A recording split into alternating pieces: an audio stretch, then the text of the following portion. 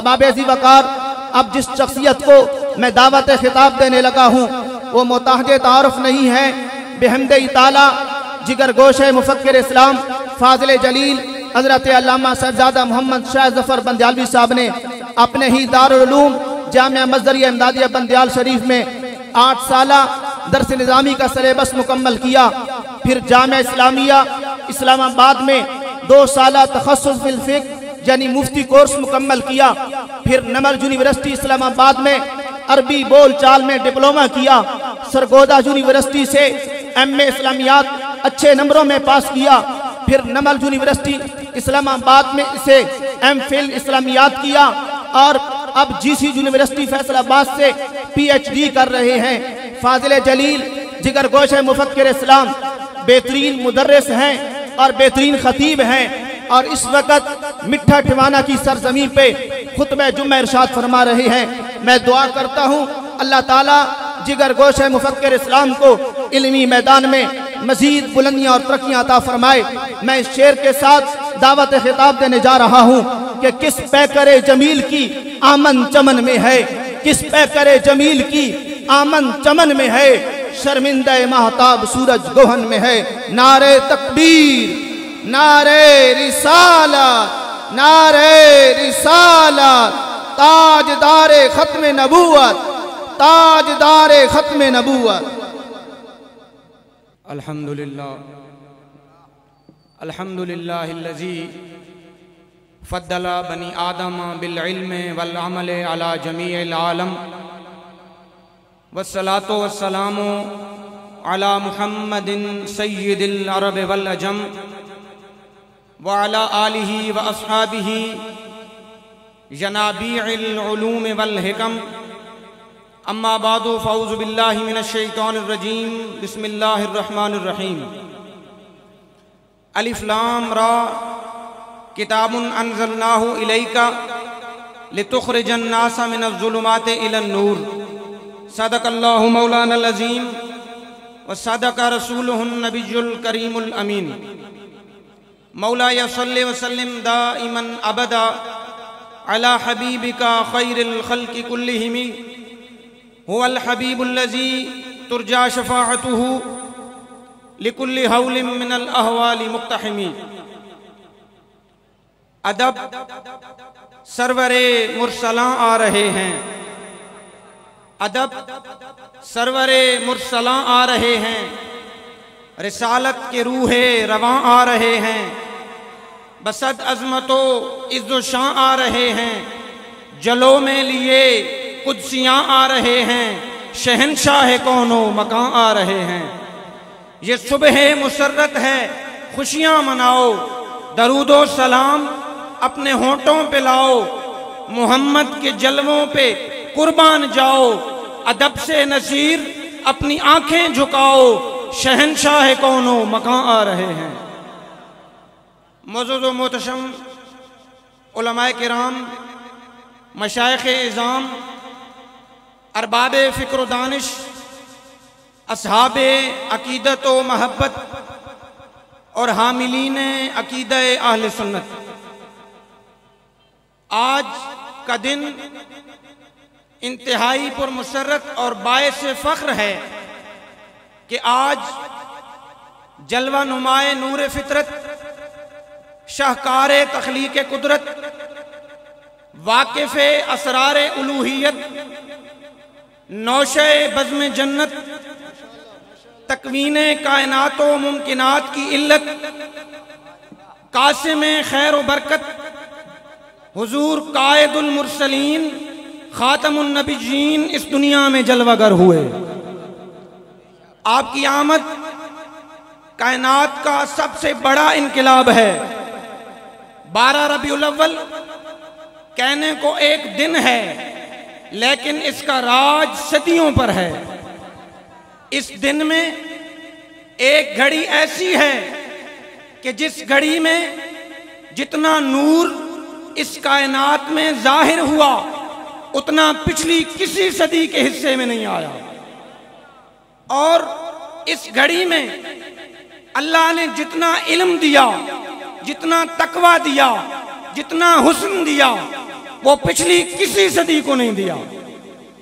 اس لیے اہل محبت اور اہل حق اس گھڑی کو ہمیشہ پیش نظر رکھتے ہیں اور وجد میں آ کے کہتے ہیں جس سہانی گھڑی چمکا طیبہ کا چاند اس دل افروز ساتھ پہ لاکھوں سلام۔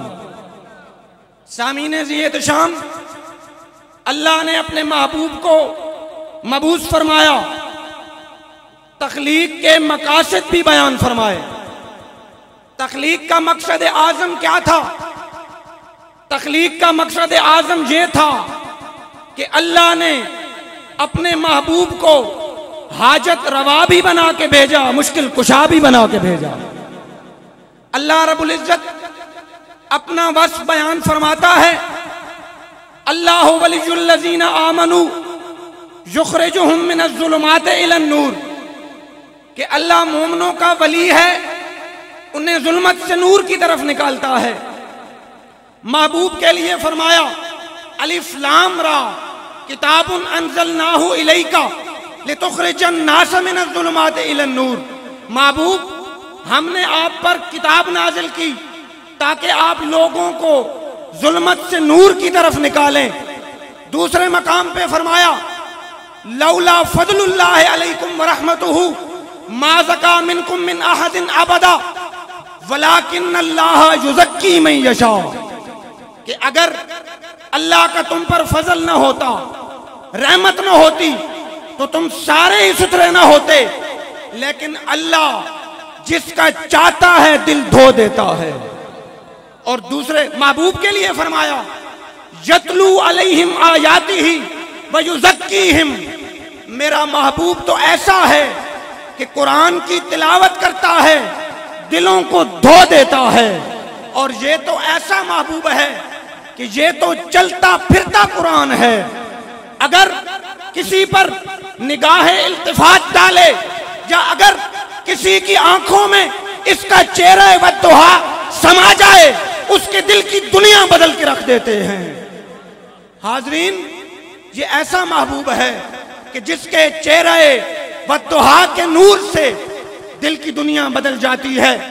ابو داؤد میں حدیث موجود ہے، حضرت ابو رافع ابھی مسلمان نہیں ہوئے، قریش مکہ کے طرف سے قاصد بن کے آتے ہیں، فرماتے ہیں میں کلمہ پڑھنے نہیں آیا، میں ایمان لانے نہیں آیا، میں قائل ہونے نہیں آیا، لیکن فرماتے ہیں فلما رأیت رسول اللہ، جب میں نے وہ نورانی مکھڑا دیکھا تو میں دل تھام کے رہ گیا اور دل جن کا تھا انہی کو دے دیا۔ اب میرا وجدان یہ کہتا ہے کہ حضرت ابو رافع زبان حال سے کہتے ہوں گے کہ ناگہاں سین چمن میں جیسے ہو روح بدن میں، مجمع سر و سمن میں جیسے ہو شمع لگن میں، جیسے خورشید کرن میں دیکھا ایک دلبر رانا، عجب حسن دلارا، نہ کبھی مہر نے دیکھا، نہ کبھی ماہ نے دیکھا، نہ کسی فام میں آیا، نہ تصور میں سمایا، وہ نظر مجھ کو جو آیا، نگاہ روح کی اکسیر، مجا ترکش پرتیر، وہ زلف خلق کی زنجیر، جبی نور کی تصویر، وہ رخ شمس کی تنویر، زبان شہد بیاں شیر۔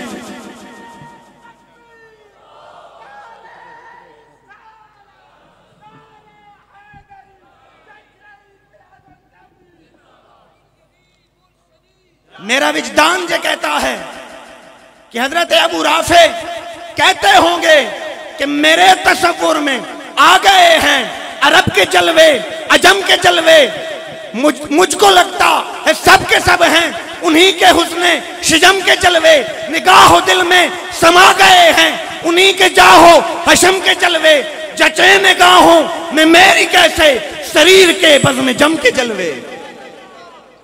ایک ماہ عدن، نورانی بدن، نیچی نظریں، سب کی خبریں، وہ دکھا کے پھبن، وہ سنا کے سخن، میرا لوٹ گیا سب تن من دھن۔ ہجرت مدینہ کا موقع ہے، حضور مدینہ تشریف لاتے ہیں۔ حضرت عبداللہ بن سلام یہودیوں کے بہت بڑے عالم اور مناظر تھے، ابھی تک اسلام نہیں لائے۔ فرماتے ہیں کہ لوگ جوک در جوک حضور کی خدمت میں جانے لگے۔ میں نے بھی حضور کی خدمت میں حاضر ہونے کا ارادہ کیا۔ جب میں وہاں پہنچا تو میں قائل ہونے نہیں گیا، کلمہ پڑھنے نہیں گیا، ماننے نہیں گیا۔ میں نے کہا دیکھوں تو صحیح وہ لگتے کیسے ہیں، وہ رخ انور کیسا ہے، وہ بات کیا کرتے ہیں۔ فرماتے ہیں ترمذی شریف میں موجود ہے، فلما بینت وجہہ، جب میں نے وہ نورانی مکھڑا دیکھا، عرفت ان وجہہ لیس بوجہ کذاب، فرماتے ہیں میرے دل نے گواہی دی کہ یہ چہرہ کسی جھوٹے کا چہرہ نہیں ہو سکتا۔ تو اب میرا ایمان کہتا ہے حضرت عبداللہ بن سلام نے جب وہ چہرہ والضحیٰ دیکھا ہوگا، جب وہ واللیل کی زلفیں دیکھی ہوں گی، جب مازاق کے نین دیکھے ہوں گے تو پکار اٹھے ہوں گے کہ جمال و روب و جلال دیکھیں، سخن بلاغت نظام دیکھیں، شہ ادا کا نہیں احسانی، پھریں زمانہ تمام دیکھیں، ہنسی زراپا نقوش جاذب خدنگ ابرو نگاہ دلکش، جو دیکھ لیں ایک بار ان کو نہ پھر وہ ماہ تمام دیکھیں۔ حاضرین، یہ ہمارے محبوب کے نورانی مکھڑے کا نور ہے کہ جس سے دلوں کا زنگ اتر جاتا ہے، دلوں کو دھو دیتے ہیں، دل کی دنیا بدل کے رکھ دیتے ہیں۔ الہ العالمین سے دعا ہے اللہ رب العزت ہمیں حضور صلی اللہ علیہ وآلہ وسلم کے خصائص بیان کرنے اور آپ کے فرمودات پر عمل کرنے کی توفیق عطا فرمائے۔ وآخر دعوانا الحمدللہ۔